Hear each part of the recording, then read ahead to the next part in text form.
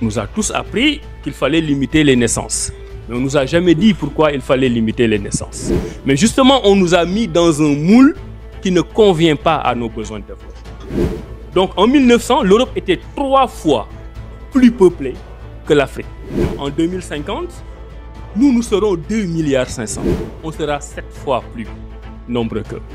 En Afrique, nous sommes encore en deçà de la moyenne. L'Afrique doit-elle contrôler ses naissances? Est-ce que l'Afrique doit s'imposer un planning familial? Apparemment non. C'est du moins l'avis d'un expert qui s'est longuement exprimé sur la question. Les détails dans cette vidéo. Ne bouge pas. Alors depuis beaucoup d'années maintenant, la population de l'Afrique fait l'objet de tous les débats. Certains experts sous d'autres latitudes pensent que l'Afrique est trop peuplée. L'Afrique, en termes de nombre d'habitants, c'est environ 1,4 milliard d'habitants. Et beaucoup trouvent que c'en est trop. Mais d'après cet expert africain, l'Afrique c'est le continent le moins peuplé au monde au regard de la superficie qui est la sienne. Écoutez la vidéo jusqu'au bout, ça dure environ 4 minutes. Mais c'est hyper intéressant. On regarde. On nous a tous appris qu'il fallait limiter les naissances. Mais on ne nous a jamais dit pourquoi il fallait limiter les naissances. Et vous voyez que ce débat revient de plus en plus. Moi, je vous dis du haut de toutes les grandes études que j'ai faites, et après avoir vécu 22 ans en Europe, en Suisse notamment, que l'Afrique est un continent sous-peuplé. Et je considère que l'Afrique doit continuer à peupler sa terre. Parce que c'est ça qui fera la force de l'Afrique. Quand un soi-disant intellectuel le dit, ça peut paraître suspect. Parce qu'on a l'impression de sortir du moule. Mais justement, on nous a mis dans un moule qui ne convient pas à nos besoins de développement. Moi, jeune, je me demandais toujours, mais pourquoi les Européens ont réussi à nous coloniser? Parce qu'on voit toujours l'Afrique.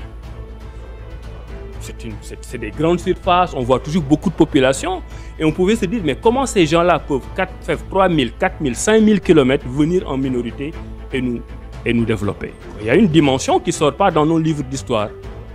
Mais en 1900, il y a un siècle, en Afrique, on était 140 millions. Que 140 millions. C'est presque la moitié de la population du Nigeria actuellement. Et c'est toute l'Afrique. On n'était que 140 millions. Et en 1900, la toute petite Europe était à 420 millions d'habitants. Ça, il faut le raconter à vos enfants pour qu'ils comprennent que ce n'est pas parce qu'on était faible et paresseux. Parce qu'on avait une puissance démographique dans un petit territoire qui était en conquête. Ils étaient 420, on était 140 millions.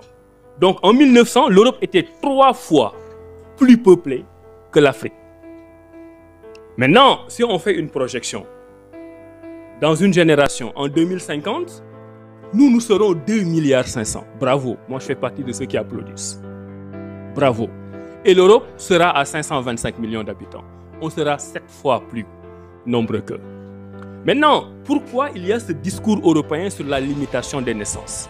Parce qu'ils ont compris un trait d'histoire particulièrement important, que les grandes puissances peuvent s'appuyer sur énormément d'autres arguments, mais le premier argument de la puissance d'un pays, c'est sa démographie. Il y a une certaine peur, une certaine angoisse des nations qui ont déjà dominé le monde avec cette puissance démographique, de voir que la balle est en train de se retourner et que demain, eux seront la position la plus faible.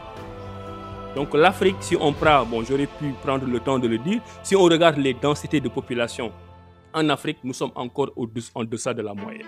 Sauf le Nigeria, qui est même dans une moyenne par rapport à certains grands pays comme le Pakistan, ou l'Inde ou le Bangladesh. Donc non, l'Afrique n'est pas sous-peuplée. Et je terminerai sur cette question en disant quelque chose qui vient de mes observations. On nous fait croire qu'en faisant beaucoup d'enfants, nous aurons des problèmes. Pourquoi? Parce que l'Européen, l'Américain, quand il voit un enfant né qui est en Afrique, il ne voit pas l'enfant. Il voit la bouche de l'enfant. Il voit l'enfant à nourrir. Il voit les charges supplémentaires. Et il ne veut pas avoir de charges supplémentaires. Mais quand le même Européen ou l'Américain voit un enfant américain ou européen naître, il ne voit pas la bouche de l'enfant. Il voit le cerveau de l'enfant capable de créer des richesses pour faire développer son pays. Donc l'enfant africain est une bouche, l'enfant américain ou européen est un cerveau capable de créer des richesses. C'est à nous de changer ce paradigme pour dire que nous pouvons être pauvres et être en manque de moyens, mais nous voyons en nos enfants des potentiels qui régleront les problèmes de demain. Et l'Europe et l'Amérique ont peur de tous ces éléments. Donc c'est à nous de réorganiser le paradigme. Maintenant, la question de faire le nombre d'enfants, c'est une question personnelle, mais dans nos politiques de population, dans nos politiques de développement, nous devons tenir compte du fait que la puissance démographique vous donne une puissance dans le monde d'aujourd'hui. D'ailleurs, si vous prenez les critères de classification des pays dans le monde, avec les pays développés, les pays en développement, les pays les moins avancés. Les pays les moins avancés, ce sont des pays comme le Sénégal, qui sont relativement pauvres. Le critère démographique joue un rôle tellement important que si vous êtes au-dessus de 75 millions d'habitants, quel que soit votre niveau de pauvreté, on ne peut pas vous classer dans la catégorie des pays les moins avancés.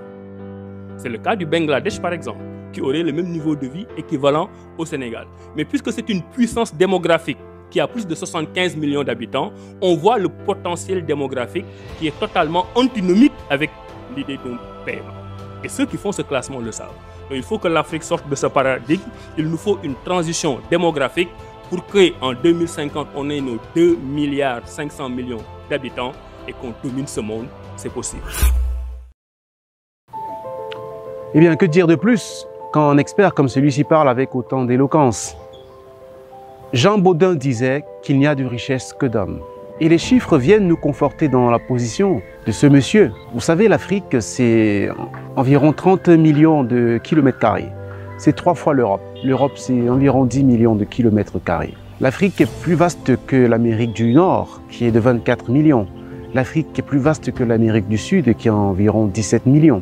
Je pense que le problème de l'Afrique, c'est davantage dans la gestion de sa politique démographique. Parce qu'il n'y a de richesse que d'hommes. Tandis que vous voyez un problème, les autres voient une solution. Vous voyez des bouches à nourrir, les autres voient la main d'œuvre. Je pense vraiment que l'Afrique doit chercher la connaissance. Parce que l'ignorance de tous les cancers, c'est le plus grave. Et c'est le cancer qui ronge l'Afrique. Le cancer de l'ignorance, de la répétition des narratifs, venus d'ailleurs sans aucune quelconque remise en question. Quel dommage! Alors l'Afrique doit continuer à se peupler.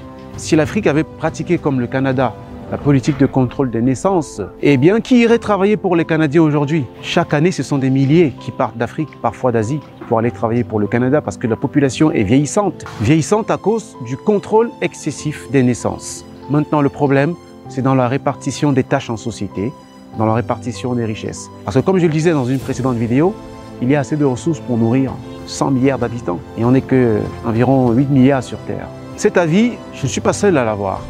Avant, on disait qu'il fallait freiner notre démographie car notre surpopulation était la cause de notre pauvreté. Et il s'était même trouvé des parlementaires de la CEDEAO pour reprendre à leur compte les inepties de Macron en 2017. Mais de quelle surpopulation on parle même? 83 millions d'Allemands qui vivent coincés sur 347 000 km², j'arrondis les chiffres, hein, là où 95 millions de Congolais ont une superficie de 2 345 000 km² à disposition. 11 millions de Belges serrés comme les sardines sur 30 000 km², là où 2,5 millions de Gabonais ont un territoire de 267 000 km². La Namibie, c'est 2,5 millions d'habitants pour 825 000 km², là où 68 millions de Français s'entassent dans 547 000 km². Et puis c'est eux qui parlent. Maintenant, ils ont un nouveau leitmotiv. Ce n'est plus la pauvreté qui est le problème, c'est le climat que nos mamans mettent en danger. Ce sont toujours les dirigeants du continent le plus surpeuplé, avec le moins de terres arables, ceux qui ont décimé leurs forêts et utilisé toutes les énergies fossiles imaginables pour s'industrialiser, qui se plaignent de la fécondité des femmes africaines. Oui, oui, comme si nos utérus sont responsables de l'énorme empreinte carbone qu'ils ont causée. L'Afrique tout entière, c'est-à-dire 54 pays, qui dispose d'une superficie 10 fois plus grande, a le même nombre d'habitants que l'Inde, un seul pays, qui a 1,430 milliard d'habitants. Mais on n'entend jamais les Occidentaux parler du ventre des femmes indiennes ou prescrire leur avortement en masse pour sauver la planète. Et puis tu vois, plein de jeunes Africains qui ont été recrutés par les officines occidentales et qui viennent bavasser sur le climat, le changement climatique, et patati et patata. Arrêtez ça. Si vous ne pouvez pas poser le problème comme il faut, et que vous vous contentez de reprendre le narratif des autres qui sont accessoirement nos adversaires, alors taisez-vous et restez loin de nous. Alors, vous avez compris que contrôler les naissances, c'est sûrement pas la chose à faire. La chose à faire, c'est procéder à une juste répartition des tâches en société et à une juste et équitable répartition des ressources. C'est diminuer le gaspillage alimentaire, c'est gérer les ressources de manière équitable, je l'ai déjà dit, mais aussi à bon escient, parce qu'il n'y a de richesse que d'hommes. Cette émission arrive à son terme, je ne sais pas ce que vous en pensez, laissez vos réponses en commentaire. Et on se dit à très bientôt.